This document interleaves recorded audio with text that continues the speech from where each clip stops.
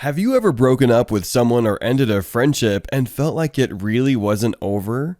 To explain better, you told them that you feel it is best if you separate, and you're sorry if you hurt them. But they wake up the next day and they are calling and texting you like it never happened. Or they are still coming to your home or work and acting like nothing happened. Or they do the opposite and start love bombing you and becoming more affectionate than they have ever been. If you have experienced any of these, you may have experienced narcissistic hoovering tactics. But what is hoovering by a narcissist? Hoovering is a term used to describe someone who attempts to suck you back into a toxic relationship. Whether it is an intimate relationship, a friendship, or even a boss and employee relationship. This video is very important, so it is crucial that you stay till the very end because we are here to help you spot these extreme hoovering tactics. Number 1. Faking health scares. Some narcissists can't handle rejection very well, and the whole idea of narcissistic hoovering tactics is how narcissists handle rejection.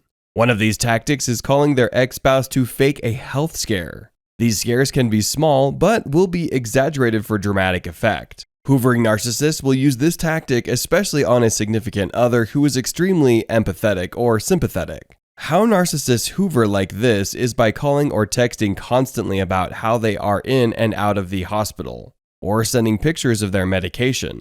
Now, these tactics could all simply be a lie to lure the victim back into the relationship. They could be fake pictures and medical records. This tactic is not only used on the narcissist themselves, but they may use it on a shared pet or a loved one that the victim cares extremely about. This tactic is important because most people, despite how they feel, will put their feelings aside for someone and be there through hard times.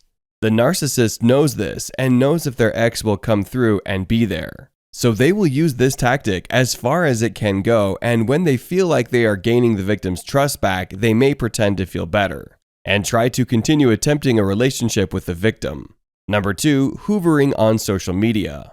Hoovering narcissists may take it to a social media platform to lure a victim back into a relationship.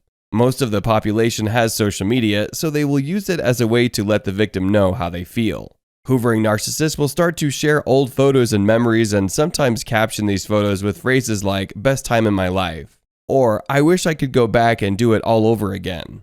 The hoovering narcissist will do this knowing there is a high chance the victim will see this, and if not, that someone will show them.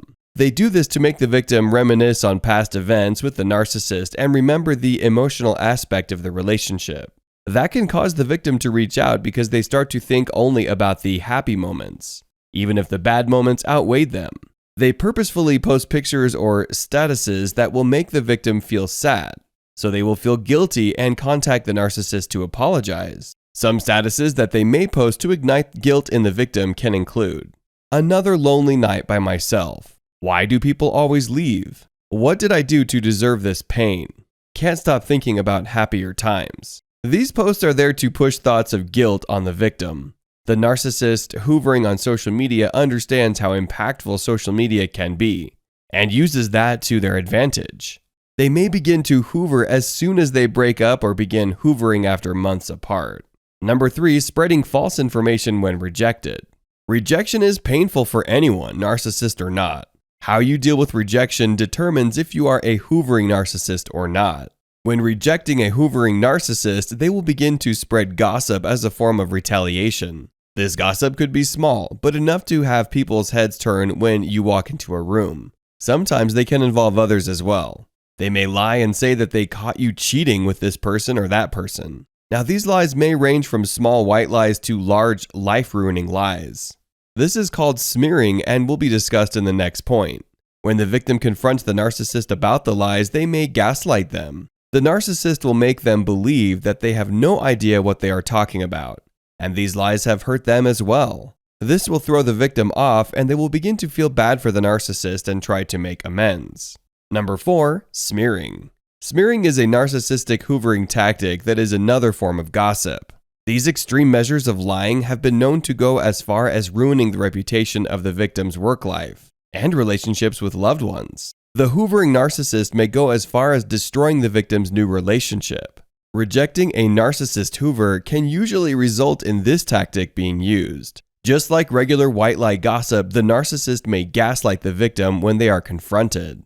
They will make you alter your perception of reality and make you believe that maybe you are crazy coming to them with all of these accusations. They may go as far with their lies and attempt to ruin your reputation with future employers so you can't move up in your career. They do this so you will run back to them while vulnerable and emotional and use them as a clutch.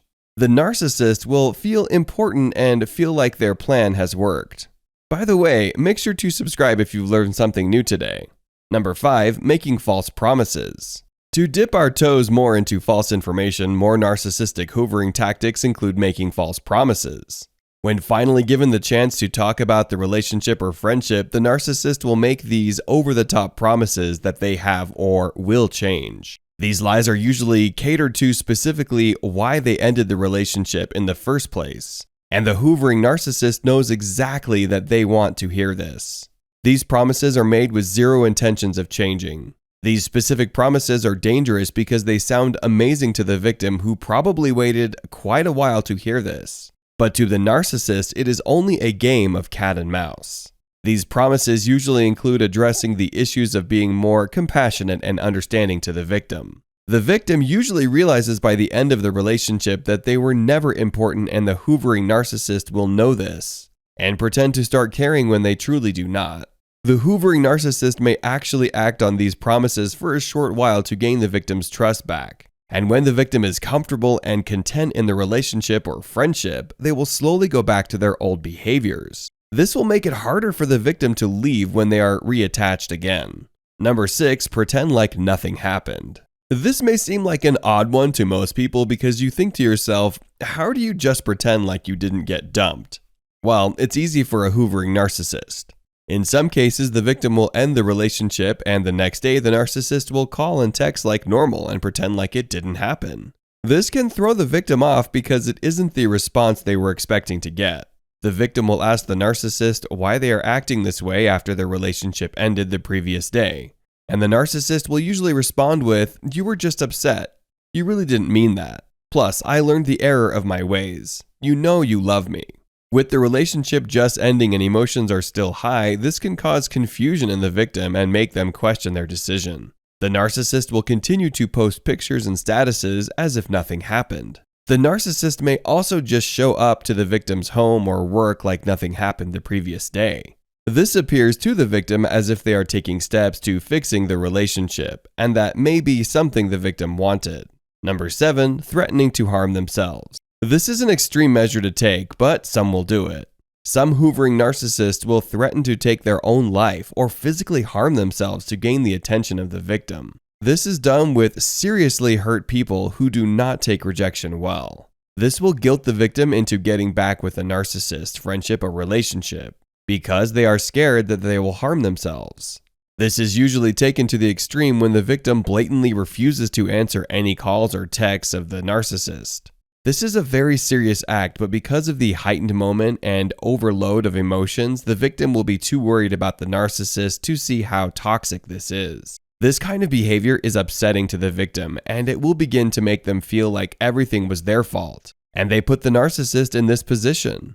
They may start to believe that they are the toxic one in the relationship, and they will condition themselves to be more sympathetic and cater to the narcissistic needs more often than their own. These types of narcissistic hoovering tactics are dangerous to the relationship and can end very badly for both parties.